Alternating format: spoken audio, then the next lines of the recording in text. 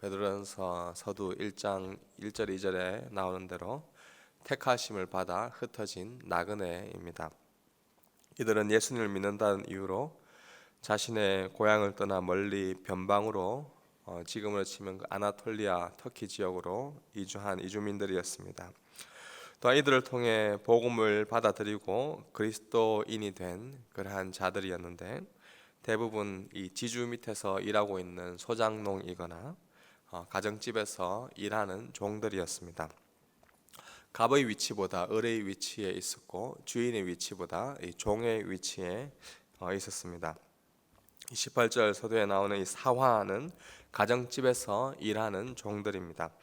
당시 로마 사회에서 이 한 집안에 살면서 그 집의 주인과 가족을 섬기는 노예 신분을 이 사환이라고 하는데 1세기 말 로마 인구가 한 120만 명 정도 되었는데 노예들이 그 중에 약 40만 명, 한 3분의 1 정도가 노예였습니다.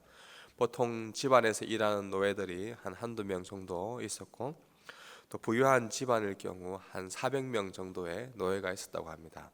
특별히 큰 어떤 자유인 집에는 4천 명이 넘는 노예들이 있었고 로마 황제 집에는 2만 명이 넘는 노예들이 있었다라고 기록되어 있습니다.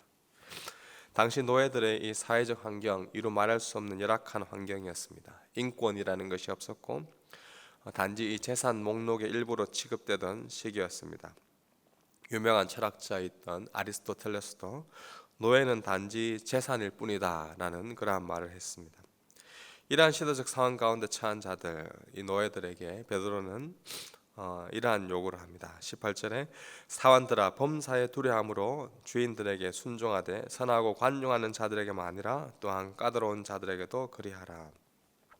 당시 노예들이 법적으로 보호받을 수 있는 그러한 여건은 되지 않았지만 주인이 노예들의 안전과 신변을 보장하는 것은 당연한 관례로 여겨지던 그러한 시기였습니다. 그래서 대부분 자신의 이 물건처럼 망가뜨리지 않으려고 노예들을 잘 관리하고 오래 쓸 수 있도록 하였는데 이 자신들의 재산 목록이라 여겼던 이 종들을 잘 관리하였습니다. 그러나 어떤 주인들은 말 그대로 재산 취급하에서 함부롭게 대하는 그러한 까다로운 그러한 자들도 있었습니다. 여기 까다롭다라는 말은 부당하게 대하고 성품이 별로 좋지 않게 막 대하는, 오늘날 우리로 치면 직장의 상사로서 가부로서 을을 대하는 그러한 모습이라 할 수 있습니다. 베드로는 그러한 주인이라 할지라도 그들에게 순종하라라고 합니다. 19절에 부당하게 고난을 받아도 하나님을 생각함으로 슬픔을 참으며 이는 아름다우나라고 말씀합니다. 여기 아름답다 말은 은혜롭다라는 말입니다. 오히려 부당한 가운데 받는 그 고난이 하나님을 생각함으로 슬픔을 참을 때 은혜롭기 때문에 베드로는 범사에 두려워함으로 주인들에게 순종하는 것이 좋겠다라고 권면합니다. 좀 더 보면 20절에 죄가 있어 매를 맞고 참으면 무슨 칭찬이 있으리요 그러나 선을 행함으로 고난을 받고 참으면 이는 하나님 앞에 아름다우니라. 이를 위하여 너희가 부름을 받았으리. 죄를 지으면 죄의 결과로 우리가 매를 맞는 것, 어찌 보면 당연한 것입니다. 죄를 지었으면 벌을 받아야 되는 것이죠. 하지만 죄를 짓지도 않았는데 선을 행하려고 하다가 고난을 받으면 이것은 하나님 앞에 아름다운 것이다 라고 말씀합니다. 여기 이 아름답다는 말도 은혜롭다는 말입니다. 선을 행함으로 고난받는 것이 은혜롭기 때문에 고난 가운데 참아라 라고 베드로는 권면합니다. 여기서 끝이 아닙니다. 더 충격적인 말은 너희가 이를 위하여 부름을 받았다 라고 말하기까지 합니다. 고난받는 이 부름의 자리, 이를 위하여 너희가 부름받았다 라고 말합니다. 왜 억울한 자가 참아야 할까요? 욱하는 마음, 갑질하는 자들에게 잘못되었다고 정당하게 말하는 것이 뭐가 잘못된 것입니까? 베드로가 선하고 관용하는 자들에게 뿐만 아니라 까다로운 자들, 갑질하는 상사들에게도 참고 고난을 잘 받으면 은혜로운 것이다. 이것이 너희가 부름받은 목적이다 라고 말씀해주고 있습니다. 사실 우리가 참 수용하기 힘든 말씀입니다. 불의한 일로 고난받을 때 참는 것, 이것이 부르심을 받은 이유라고 말하는 베드로의 권면 앞에 여러분은 어떤 길을 걸어가시겠습니까? 베드로가 이토록 권면하는 이유는 무엇 때문일까요? 21절을 다시 한 번 더 보시면, 이를 위하여 너희가 부르심을 받았으니 그리스도도 너희를 위하여 고난을 받으사 너희에게 본을 끼쳐 그 자취를 따라오게 하려 하셨느니라고 말씀합니다. 베드로가 이 고난으로 초대하는 이유는 바로 우리를 위하여 고난 받으신 예수 그리스도가 그 고난의 길을 먼저 걸어가셨기 때문입니다. 여기 이 본을 끼쳐라고 할 때 이 본은 마치 어린아이가 어렸을 때 이 철자 공부를 할 때 한 글자 한 글자 따라 쓸 수 있도록 그 많은 내용 교본과 같다고 볼 수가 있습니다. 어린아이가 글자를 익히며 한 글자 한 글자 따라 적듯이 예수님께서 걸어가신 그 한 발자국 한 발자국을 따라가는 그러한 삶을 요구하고 있습니다. 그리스도의 발자취를 따르는 길은 어떤 길입니까? 22절 이하에 구체적으로 나오고 있습니다. 그는 죄를 범하지 아니하였지만 그 입에 거짓도 없으신 분이었지만 끊임없이 욕을 당하셨습니다. 능욕하는 자들이 그 주위에 있었습니다. 채찍에 맞으셨습니다. 그러나 그들은 그들의 그러한 부당한 대우에도 맞장구 치지 않으셨고, 또한 그들을 12군단보다 더 되는 많은 천사, 천군 천사들을 불러서 그들을 당장에도 벌할 수 있었지만 그들을 위협하지도 않으셨습니다. 겟세마네 동산에서 기도할 때 예수님을 붙잡으러 온 큰 무리 앞에 위협하는 그들 앞에 예수님의 제자였던 이 베드로는 칼을 휘둘려서 말고의 귀를 잘랐습니다. 베드로는 자신의 스승을 보호하고자 정당하게 대응하였던 것이죠. 하지만 예수님은 오히려 그 말고의 귀를 다시 붙여 치유하시고 원수의 아픔 앞에서 그들을 긍휼의 마음을 가지고 바라보셨습니다. 그리고 친히 모든 것을 공의로 심판하시는 아버지 하나님께 맡기시고 친히 나무에 달려 우리의 모든 죄를 위해 고난을 받으셨습니다. 그가 채찍에 맞으심으로 말미암아 우리가 나음을 입게 되었고, 그가 고난 받으심으로 말미암아 우리에게 의가 이루어졌습니다. 이뿐만이 아니죠. 예수님의 고난 때문에 정처 없이 떠드는 우리 인생이 다시금 이 목자, 감독자 되시는 그분 안에 거하게 되는 은혜를 누리게 되었습니다. 25절 말씀에 너희가 전에는 양과 같이 길을 잃었더니 이제는 너희 영혼의 목자와 감독 되신 이에게 돌아왔느니라.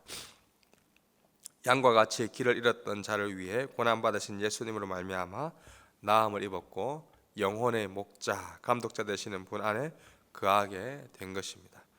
이 모든 일이 가능하게 된 이유는 무엇 때문입니까? 억울한 가운데, 부당한 가운데서도 위협하지 아니하시고 맞대응하지 아니하신 바로 예수님의 고난 당하심 때문입니다. 베드로는 계속해서 예수 그리스도의 그 고난을 강조해주고 있습니다. 분명 예수님의 이 고난 당하심과 죽으심은 나를 위한 것, 우리를 위한 것입니다. 그러나 분명 베드로는 또 여기에서 그치지 않고 예수님의 그 고난과 십자가의 길은 더 나아가서 우리가 따라가야 할 길, 그 발자취를 따라가야 할 길이라고 권면하고 있습니다. 왜 그렇습니까? 고난받으신 예수님을 따라 우리 또한 고난의 길을 걸어갈 때 진짜 예수 그리스도가 어떤 분이신지, 신앙한다는 것이 무엇인지 우리가 알 수 있기 때문입니다. 인생을 살아가면서 참을 수 없는 것 중 하나는 아무래도 억울함일 것입니다. 부당한 대우를 받는 것입니다. 잘못한 것이 없는데 비난을 당하거나 정당함을 주장하고 싶은 요구가 화가 치밀어 오를 때 그것을 참는다는 것은 요즘 시대에 참 바보처럼 여겨지기 십상입니다. 그러나 베드로는 오히려 그때 참고 슬픔으로 인내를 견뎌 나갈 때 그것이 은혜다라고, 아름답다라고 권면해주고 있습니다. 누구보다 정의와 공의를 추구하며 누구보다 성급하여 욱하는 성질을 참지 못했던 베드로가 감히 이러한 권면을 할 수 있었던 이유는 어디에 있을까요? 예수님이 신문 받으시고 고난 받으시던 그 자리에서 예수님을 3번이나 모른다고 부인하며 도망갔던 그가 예수님의 고난 당함을 기억하고 그 고난에 동참하여 우리도 그의 발자취를 함께 따라가자라고 권면할 수 있었던 이 힘은 어디에서 나오게 된 것일까요? 바로 예수님이 그 고난의 길을 걸어가시면서 베드로를 끝까지 사랑해 주셨고 용서해 주셨기 때문입니다. 어찌해야 할지 몰라 길을 잃고 지내던 영혼의 목자 되시고 이든 그들에게 베드로에게 참된 감독자가 되어 주셨기 때문입니다. 사랑하는 주의 백성 여러분, 우리 모두는 베드로처럼 이미 예수님의 고난 당하심으로 모든 죄를 용서받은 자입니다. 예수님을 부인하고 예수님을 조롱했던 그 입술을 통해 예수님을 찬양하고 예수님께 순종할 수 있도록 예수님께서 먼저 우리에게 용서의 손길을 내밀어 주셨습니다. 그분의 은혜로 말미암아 우리는 다시 영혼의 목자 되시고 감독자 되시는 예수님 품 안에 거하게 되었고, 예수 그리스도라는 가장 큰 복을 우리는 우리 속 가운데 가지고 우리는 살아가게 되었습니다. 예수님의 고난은 나의 죄를 용서하기 위한 것입니다. 동시에 더 나아가 우리를 그 고난의 길, 그 걸어가신 그 발자취를 따라가야 할 그 길로 초청하심으로 예수님의 마음으로 우리의 이웃을 섬기고 예수님의 그 은혜를 또한 복을 누리며 살아갈 수 있도록 우리를 초청하고 있습니다. 극악무도한 죄인 앞에서 참 법조차도 수용하지 못하는 그러한 사람들이 있습니다. 그 누구도 받아들이지 못하고 외면당하는 그러한 사람들이 우리 주위에 있습니다. 혹여나 여러분 주위에 가까이에 그러한 분들이 있습니까? 예수 그리스도를 믿는다는 이유로 그들에게 손을 내밀고 때로는 누구도 용서할 수 없는 그러한 사람들 앞에서 내가 먼저 손을 내밀고 포용하고 수용함으로 예수 그리스도의 사랑을 전할 때, 그 고난의 길에 동참할 때 참된 제자, 참된 그리스도인이 우리는 되어가고 예수 그리스도의 그 은혜를 누려갈 수 있는 것입니다. 오늘날 우리가 참 신학이 많이 발전했고 교리도 참 많이, 또 교회도 많이 참 은혜로운 그러한 모습들이 되었지만 오늘날에 참 신앙하는 것이 참 어려운 이유가 너무나 우리가 상식적이기 때문에, 너무나 우리가 합리적인 생각으로 신앙을 하기 때문은 아닌가 우리가 생각을 하게 됩니다. 아들을 죽인 원수를 양아들로 삼고 그 죄를 용서했던 손양은 목사님, 상식적이지 않는 그 신앙 앞에 우리는 예수 그리스도의 그 발자취를 다시금 생각할 수 있는 것입니다. 상식을 뛰어넘는 그리스도인이 그 어느 때보다 이 시대에 우리에게 필요한 시대입니다.